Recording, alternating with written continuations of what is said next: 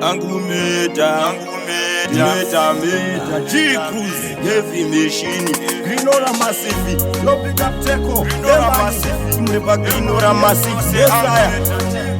J.R. heavy machine, Desire Teco. Ndikafunga chikoro ndaituchai ndichiwanda inchindopfuta fodya mari yechikoro ndichitenga fodya nhasi ndapoma upenyu unorwadza ndikafunga chikoro ndaituchai ndichiwanda inchindopfuta fodya mari yechikoro ndichitenga fodya nhasi ndapoma upenyu unorwadza ndiri grade 3 ndanga ndawawindi ndende ndawo chikoro ndichiti handidi nhamo yacho ndaiona yacho idi nhamo yacho ndaiona ichokwadi dai ndakaenda chikoro inini dai pari zvino life iri nani dai ndakadzidza ini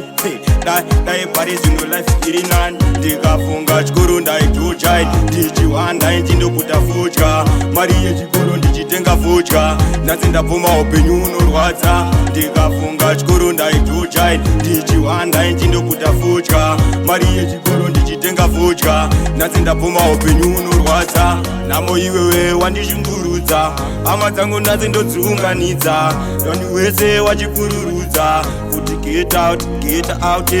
enda zvako ndisiya ndipone saka mwari wangu rega ndiwatende handidi zvinhu zvekuti ndiponde ndikafunga chikoro ndaitujai ndichiwanda inchindopfuta fodya mari yechikoro ndichitenga fodya nhasi ndapoma upenyu unorwadza ndikafunga chikoro ndaitujai ndichiwanda inchindopfuta fodya mari yechikoro ndichitenga fodya nhasi ndapoma upenyu unorwadza ndiri grade 3 ndanga ndawawindi ndende ndawo chikoro ndichiti handidi nhamo yacho ndaiona yacho idi nhamo yacho ndaiona ichokwadi dai ndakaenda chikoro inini dai pari zvino life iri nani dai ndakadzidza ini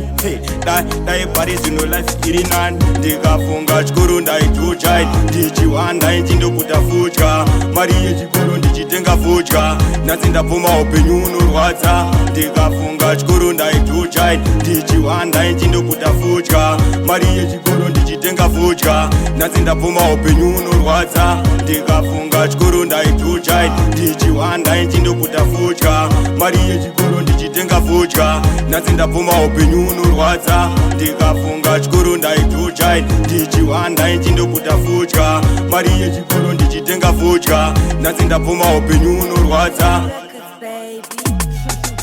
ndikafunga chikoro ndaitujai ndichiwanda inchindopfuta fodya mari yechikoro ndichitenga fodya nhasi ndapoma upenyu unorwadza ndikafunga chikoro ndaitujai ndichiwanda inchindopfuta fodya mari yechikoro ndichitenga fodya nhasi ndapoma upenyu unorwadza